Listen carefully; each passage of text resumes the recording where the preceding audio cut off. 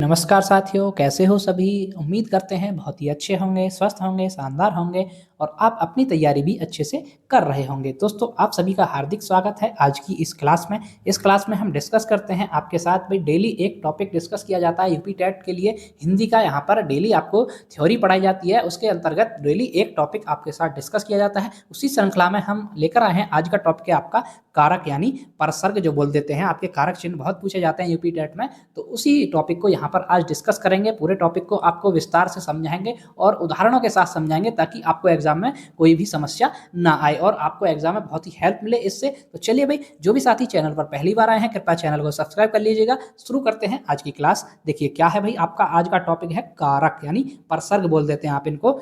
कारक हिंदी व्याकरण का एक महत्वपूर्ण विषय है। वाक्य में संज्ञा या सर्वनाम का क्रिया के साथ जो संबंध होता है उसे कारक कहते हैं। भाई कारक किसको कहते हैं? वाक्य में जो संज्ञा या सर्वनाम का क्रिया के साथ जो संबंध होता है वो कारक कहलाता है। ठीक है भाई। दूसरे शब्दों में क्रिया के होने में जो जो शब्द अपना योगदान देते हैं, भाई जो क्रिया हो रही है उस क्रिया के होने में जो भी शब्द उसमें योगदान देते हैं वे अलग अलग कारकों में आते हैं। कुल मिलाकर के वे कारक ही होते हैं। तो कारक के प्रकार अलग होते हैं लेकिन होते तो कारक ही हैं भाई। प्रकार में हम पाठ बाद में बांटते हैं तो होते तो कारक ही हैं। क्रिया के घटित होने में जो भी शब्द उसमें योगदान देते हैं वो उसमें कारक होते हैं। ठीक है भाई। हिंदी में 8 प्रकार के कारक माने जाते हैं। कितने माने जाते हैं भाई? हिंदी में 8 प्रकार के कारक माने जाते हैं। ये क्वेश्चन भी आ जाता है। जो अब चलिए आगे देखते हैं भाई। 8 प्रकार के कारकों को पढ़ते हैं और उदाहरण सहित समझते हैं कि कौन से कारक में किसको मतलब किस कारक को हम कैसे पहचानेंगे कि भाई इस वाक्य में कौन सा कारक है। तो सभी को एक एक करके यहाँ पर डिस्कस करेंगे। पहला है आपका कर्ता कारक। कौन सा आता है भाई? पहला आता है आपका कर्ता कारक। परिभाषा क्या है इसकी? जो कार्य करता है उसे कर्ता कारक कहते हैं। भाई सीधी सी बात है, जो कार्य करेगा व्यक्ति वही कर्ता कहलाएगा, उसी को कर्ता कारक कहते हैं। और इसमें चिन्हों का बहुत महत्वपूर्ण ध्यान होता है भाई कि इसमें चिन्ह होता है ने होता है और प्राय भूतकाल में यूज किया जाता है। मोस्टली भूतकाल में होता है और कारक चिन्ह इसमें आता है ने। देखिए आपको ये याद रखना है, कर्ता ने। कर्ता कारक आएगा जहां पर वहां ने कारक चिन्ह आपको होना चाहिए आपका, वहां आप होता है आपका कर्ता कारक। उदाहरण देखिए, जैसे राम ने खाना खाया, आया ना? आया आपका ने कारक चिन्ह आया। सीता ने पत्र लिखा, किसने पत्र लिखा? सीता ने, है ना? तो यहाँ पर जो कर्ता होता है, कर्ता भी उपस्थित होता है और ने आपका जो क्या होता है? कारक चिन्ह होता है। ठीक है भाई। कर्ता उपस्थित होता है और ने कारक चिन्ह होता है, वहां होता है आपका कर्ता कारक। यहाँ राम और सीता कार्य करने वाले हैं इसलिए ये कर्ता कारक है, क्योंकि क्रिया कौन कर रहा है? राम और सीता कर रहे हैं। तो ये आपके भाई क्रिया का जो क्रिया पर जो संबंध होता है वो कारक होते हैं ना। तो इसका संबंध किससे है? ने से। राम ने खाना खाया, सीता ने पत्र लिखा। तो ने क्या आया यहाँ पर? ने जो कारक चिन्ह आया है, परसर्ग आया, ये होता है आपका कर्ता कारक की पहचान। ठीक है दोस्तों। चलिए अगला देखते हैं भाई। ये तो हो गया कर्ता कारक। दूसरा आता है आपका कर्म कारक। अब ये क्या होता है? जिस परिभाषा देखते हैं भाई इसकी, जिस पर क्रिया का प्रभाव पड़ता है उसे कर्म कारक कहते हैं। कर्म क्या होता है भाई? जिस पर क्रिया का प्रभाव पड़े उसे कर्म कारक कहते हैं। इसका चिन्ह क्या है? को। देखिए इसका चिन्ह होता है आपका को। कर्ता ने, कर्म को। कर्ता में आएगा ने और कर्म में आएगा को कारक चिन्ह। जहां पर को कारक चिन्ह मिले वहां आपका होता है कर्म कारक। उदाहरण, राम ने रावण को मारा। देखिए आया यहाँ पर को। मैंने पुस्तक को पढ़ा, है ना? पुस्तक को पढ़ा। तो जहां पर भी आपको को कारक चिन्ह मिले वहां आपका कर्म कारक होता है। यहाँ रावण और पुस्तक पर क्रिया का प्रभाव पड़ा है। रावण और पुस्तक पर क्रिया का प्रभाव पड़ा है क्योंकि रावण को मारा है ना? पुस्तक को पढ़ा है। तो जहां पर क्रिया का प्रभाव पड़े और को कारक चिन्ह मिले, आपको को चिन्ह मिले, वहां होता है आपका कर्म कारक। ठीक है दोस्तों। चलिए अगला देखते हैं भाई। अगला क्या होता है आपका? अगला होता है आपका करण कारक। क्या होता है? करण कारक। अब ये क्या होता है भाई? परिभाषा, जिस साधन से क्रिया की जाती है उसे करण कारक कहते हैं। भाई करण से नाम से स्पष्ट हो रहा है कि जो भी साधन है जिससे भी क्रिया की जाती है उसे करण कारक कहते हैं। और इसमें आता है कारक चिन्ह आपका से होता है और के द्वारा होता है ना? के द्वारा भी होता है इसका कारक चिन्ह भाई, से और के द्वारा। अब उदाहरण समझते हैं। उदाहरण देखिए भाई, इसके उदाहरण क्या है? उदाहरण पहला है, वह चाकू से फल काटता है। क्या करता है? वह चाकू से फल काटता है ना? मैं कलम से लिखता हूं। तो यहाँ चाकू और कलम जो है वो साधन है ना? जहां पर से या के द्वारा, देखिए चाकू के द्वारा फल काटा जाता है या मैं कलम के द्वारा लिखता हूं, वहां पर भी आपका क्या हो जाएगा? करण कारक होगा। वह चाकू से लिखता है, एक तो आया से कारक चिन्ह आया है ना? आपका से कारक चिन्ह आएगा, वहां होता है आपका करण कारक। ठीक है दोस्तों। चलिए भाई अगला देखते हैं। अगला क्या आता है आपका संप्रदान कारक। अब इसको समझते हैं भाई, संप्रदान कारक क्या होता है, इसकी परिभाषा क्या होती है।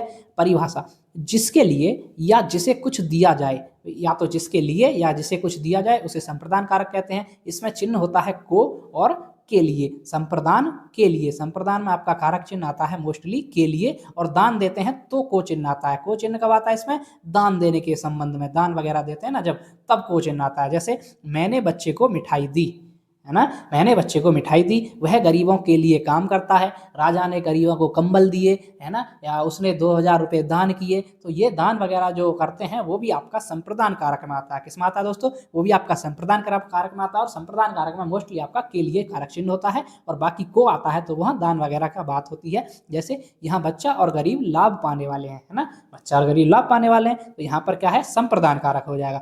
चलिए अगला देखते हैं। अगला क्या है भाई आपका अपादान कारक। अब ये क्या होता है इसको समझते हैं। जिससे अलग होने या दूर होने का भाव प्रकट हो उसे अपादान कारक कहते हैं। भाई जिससे अलग होने या दूर होने का भाव प्रकट हो वो आपका कहलाता है अपादान कारक। उदाहरण चिन्ह क्या होता है इसका, से। देखिए इसका सबसे अच्छा उदाहरण है, से कारक चिन्ह आएगा और आपका अलगाव का बोध होगा हमेशा। किसका बोध होगा भाई, अलगाव का बोध होगा, अलगाव का बोध होना चाहिए इसमें, तभी इसका होता है अपादान कारक। अपादान कारक मतलब से कारक चिन्ह है और अलगाव का बोध हो, वहां होता है आपका अपादान कारक। जैसे पेड़ से पत्ता गिरता है, से कारक चिन्ह है, लेकिन पेड़ से पत्ता गिर गया, भाई पेड़ ऊपर खड़ा है, पत्ता पहले ऊपर था अब नीचे गिर गया, तो अलगाव हो गया उसका, पेड़ से अलगाव हो गया, पत्ता जमीन पर आ गया। वैसे ही वह गांव से आया, है ना, गांव से तो वो निकल चुका, गांव से अलगाव हो गया उसका, गांव से आया वो तो, है ना। तो जहां पर से के द्वारा से कारक चिन्ह हो और अलगाव का बोध हो वहां होता है आपका अपादान कारक। यहाँ अलग अलग होने की भाव है, सही बात है। चलिए अगला देखते हैं भाई। अगला होता है आपका संबंध कारक। अब ये क्या होता है, संबंध कारक होता है दो संज्ञाओं के बीच संबंध बताने वाले कारक संबंध कारक कहलाते हैं। भाई जो दो संज्ञाओं के बीच संबंध बताए वो संबंध कारक। नाम से स्पष्ट है, संबंध मतलब संबंध बताना, है ना। जैसे का की के, जो आपके का की और के जो कारक चिन्ह होते हैं ये आपके बताते हैं संबंध। अब ये कैसे बताते हैं, उदाहरण से समझेंगे इनको। देखिए उदाहरण क्या है इनका, यह राम का घर है। किसका घर है भाई, यह राम का घर है। तो यहाँ पर संबंध क्या है, राम का और घर में, क्या ये घर किसका है, राम का है, तो राम और घर में संबंध है। और सीता की पुस्तक है, पुस्तक और सीता में भी संबंध है भाई, ये पुस्तक किसकी है, सीता की है। तो काकी के चिन्ह आए जहाँ पर आपका, वहाँ होता है आपका क्या होता है दोस्तों, वहाँ होता है आपका काकी के चिन्ह आ जाए वहाँ होता है आपका अधिकरण कारक। ठीक है भाई, वहाँ सॉरी संबंध कारक, भाई मैं गलत बोल गया थोड़ा, सॉरी।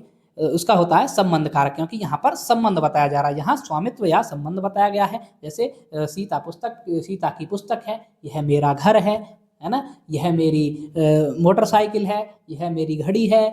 तो ऐसे भी बोल सकते हैं, कोई भी वाक्य हो सकता है। तो वो होता है आपका संबंधवाचक, जो इसमें संबंध बताया जा रहा है। अगला आता है आपका अधिकरण कारक। क्या आता है दोस्तों, अगला आता है भाई आपका अधिकरण कारक। ये क्या होता है भाई, जहां पर क्रिया होती है स्थान या समय उसे अधिकरण कारक कहते हैं। जैसे जहां पर क्रिया होती है स्थान या समय, आप परिभाषाओं पर मत जाइएगा भाई इनकी, आपको सीधा सीधा कारक चिन्हों को पहचानना, छोटी सी ट्रिक होती है भाई। कारक चिन्ह पहचानिए, कारक चिन्ह कौन सा है और क्या इसमें बोध हो रहा है, वो आपको अपने आप पता लगेगा कि कौन सा कारक है। ठीक है, यहाँ पर चिन्ह होते हैं मैं और पर। अधिकरण में जो कारक चिन्ह होते हैं वो होते हैं मैं और पर। जैसे उदाहरण, वह स्कूल में पढ़ता है, किताब मेज पर रखी है। ठीक है, तो यहाँ पर मैं आया और यहाँ पर आया, जहाँ पर भी मैं और पर आपके कारक चिन्ह आ जाए वहाँ होता है आपका अधिकरण कारक। सीधा सीधा आपको यही याद रखना है, परिभाषा पर नहीं जाना है वरना कंफ्यूज हो जाओगे। यहाँ स्थान का बोध हो रहा है, सही बात है। चलिए अगला आता है, आज का लास्ट है आपका, क्या है, संबंध का संबोधन कारक। क्या होता है भाई, ये संबोधन कारक। संबोधन मतलब किसी को संबोधित करके बुलाना, है ना। तो संबोधन कारक क्या होता है, किसी को पुकारने या संबोधित करने के लिए प्रयुक्त शब्द संबोधन कारक कहलाता है। चिन्ह हे, अरे, ओ आदि, हे, भो, अरे, ये सब आते हैं ना। कि जैसे उदाहरण, हे राम मेरी रक्षा करो, तो उसने किस संबोधन करके बुलाया कि हे राम, है ना। हे अरे मित्र इधर आओ, तो ये क्या हुआ, संबोधन हुआ। तो जहां पर आपका संबोधन, आपका चिन्ह मिले वहां होता है आपका संबोधन कारक। क्या, हे, भो, अरे, ये जो आते हैं आपके कारक चिन्ह, ये होते हैं आपके संबोधन कारक। और उसमें कारक चिन्ह में आपको विस्मयादिबोधक चिन्ह भी लगा मिलेगा भाई, है ना। विस्मयादिबोधक चिन्ह भी लगा मिलेगा। देखिए हे राम के बाद भी लगा है, हे अरे मित्र के बाद भी लगा है, तो इसकी पहचान है संबोधन कारक की। तो ये थे आपके 8 के 8 कारक। अब इनको एक संक्षेप में और समझ लेते हैं भाई, कि देखिए यहाँ पर ये कैसे कैसे होते हैं। ठीक है, संक्षेप में समझते हैं। यहाँ पर 1 2 3 4 क्रम है भाई, कर्ता कारक और यहाँ पर मुख्य चिन्ह है। कर्ता में क्या आता है मुख्य चिन्ह आपका, कर्ता ने। कर्म में क्या आता है भाई, कर्म को। करण में क्या आता है, से या के द्वारा। संप्रदान में क्या आता है, का और के लिए। का मतलब को और के लिए और को आता है दान देने के संबंध में, ठीक है। अपादान क्या आता है, से आता है लेकिन अलगाव का बोध हो जहां पर, वहां होता है आपका अपादान कारक। अगला क्या होता है भाई, अगला यहाँ पर है, अगला आता है आपका 6 नंबर का संबंध कारक, जहां पर संबंध बताया जाए, का की के। अधिकरण कारक में क्या होता है, मैं और पर। संबोधन में क्या होता है, हे भो अरे। ये जो आपके वाक्य होते हैं, संबोधन करने वाले जो शब्द होते हैं वो होते हैं आपके संबोधन कारक में। तो ये थे आपके 8 के 8 कारक जो आपके यूपी टेट एग्जाम में बहुत बार पूछे जाते हैं। तो भाई इनको हमने यहाँ पर आज स्पष्ट कर दिया है कि कारक को आप किस प्रकार पहचानना है। कारक का जो चिन्ह होता है, आपको चिन्ह देखना है और आपको वाक्य में पता करना है कि भाई इसमें कौन सा कारक है। मोस्टली आपसे यही पूछा जाता है कि इस वाक्य में कौन सा कारक है, इसमें कौन सा कारक होगा, यही पूछा जाता है। तो ठीक है साथियों, ये थी हमारी आज की क्लास। आपको क्लास कैसी लगी कमेंट करके जरूर बताइएगा। जो भी साथी चैनल पर पहली बार आए हैं कृपया चैनल को सब्सक्राइब कर लीजिएगा। तो चलिए मिलते हैं नेक्स्ट वीडियो में, तब तक के लिए धन्यवाद।